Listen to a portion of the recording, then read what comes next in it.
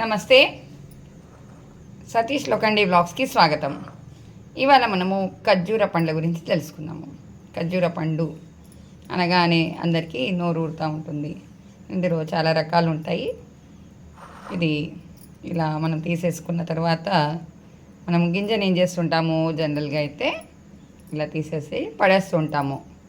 అవగాహన ఉన్నవాళ్ళు పడేయకుండా, అవగాహన లేని వాళ్ళు మాత్రం తప్పకుండా పడేస్తూ ఉంటారు. ఇంకా చాలామంది సీడ్లెస్ తెప్పించుకుంటూ ఉంటారు. ఈ వీడియో కనుక మీరు చూస్తుంటే తప్పకుండా ఇప్పటి నుంచి ఈ సీడ్స్ని ఎవరు పడేరు అనుకుంటాను. ఈ సీడ్స్ దీని విషయము అర్థమైతే తప్పకుండా మీరు పడేయరు. అయితే ఏం చేయాలి, ఈ సీడ్తో ఉపయోగాలు ఏంటి ఈ వీడియోలో చూపిస్తున్నాను. అయితే ఇది సీడ్ చూసండి, మనము అన్నీ తీసాక సీడ్స్ ఇలా ఉంటాయి కదా. ఈ సీడ్స్ని మన జాగ్రత్తగా చూస్తే మాత్రం చూడండి, దీనికి అంటుకునే ఒక లేయర్ లాంటిది ఉంటుంది. దీన్ని కనుక రిమూవ్ చేసేసుకొని శుభ్రంగా కడుక్కోండి. కడుక్కున్న తర్వాత కూడా ఈ నీళ్ళని పాడేయాల్సిన అవసరం లేదండి, మొక్కలకు వేయండి, చాలా బలాన్ని ఇస్తాయి. అయితే ఇవి కడిగేసుకొని ఫ్యాన్ గాలి కిందైనా లేదు ఎండలో అయినా పెట్టేసి ఆరేసేయండి. ఆరేసుకున్న తర్వాత చూడండి, ఇవి ఆరేసిన తర్వాత దోరగా వేయించండి. చూడండి, ఇది పచ్చిగా ఉన్నవి కదా, నేను వేయించి తీసినవి మీ ఎదురుగా చూపిస్తున్నాను. ఇలా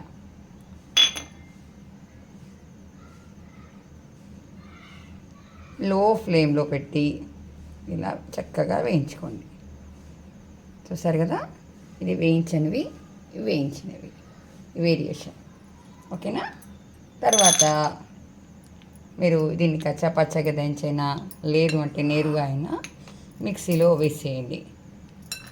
మిక్సీలో వేసి చక్కగా మిక్సీ పట్టిన తర్వాత వస్త్రగాళితం తీసుకోండి.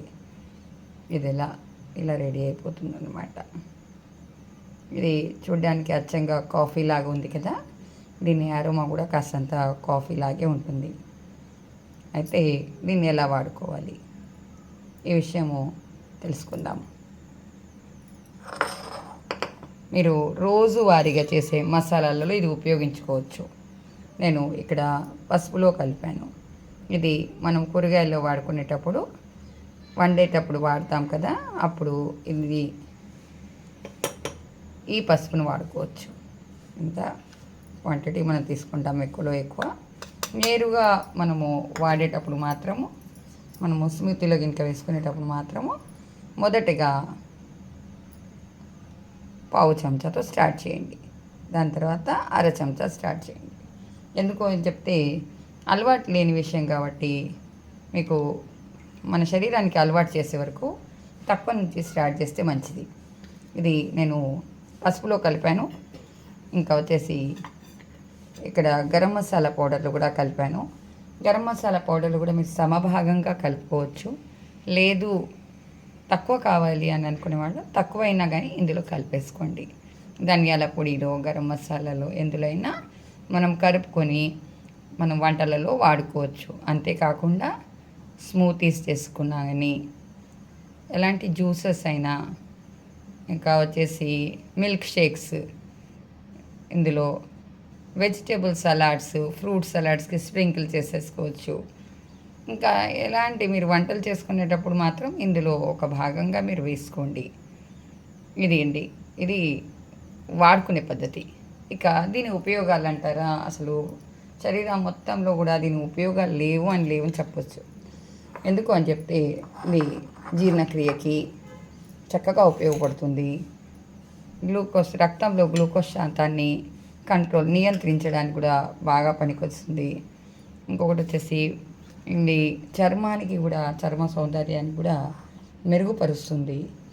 అయితే దీనివల్ల మనకి జుట్టు కూడా చాలా చక్కగా ఆరోగ్యంగా ఉంటుందన్నమాట.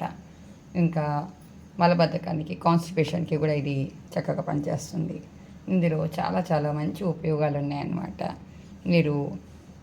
మనము ఈ వస్తువు పాడేస్తున్నాము, దాన్ని కనుక వాడుకుంటే ఇన్ని ఉపయోగాలు తెలిసిన తర్వాత ఎవరండి పడేస్తారు? ఎవరు కూడా పడేయగలరా? అందుకే నేను కూడా పడేయడం లేదు, నాకు తెలిసిన తర్వాత నుంచి. అయితే ఈ వీడియో చేసే ఉపయోగం అంటే ఇదే. ముందు వచ్చే వీడియోస్లలో దీని ఉపయోగిస్తూ కూడా మీకు నేను రెసిపీస్ చేసి చూపిస్తాను. ఇప్పుడు వరకైతే నేను దీని ఉపయోగాలు మళ్ళీ పడేయకుండా జాగ్రత్త పడడానికి మాత్రం చెప్పాను. ఎలా వాడుకోవాలి, ఏ మసాలాలో వాడుకోవాలి అనేది ఈ వీడియోలో చెప్పాను. ఈ వీడియో కనుక మీకు నచ్చి ఉంటే తప్పకుండా మీ బంధుమిత్రులతో షేర్ చేయండి. ఇప్పటివరకు మీరు సబ్స్క్రైబ్ చేయకుండా దయచేసి నా ఛానల్ని సబ్స్క్రైబ్ చేయండి. బెల్ ఐకాన్ నొక్కడం మర్చిపోకండి. తద్వారా మీకు నా వీడియోస్ నేరుగా మీ వరకు చేరుతాయి. అయితే ఇదండి ఇవాల్టి వీడియో. మీరు కూడా చేసుకొని ఆనందించండి, ఆరోగ్యంగా ఉండండి. నమస్తే, ధన్యవాదాలు.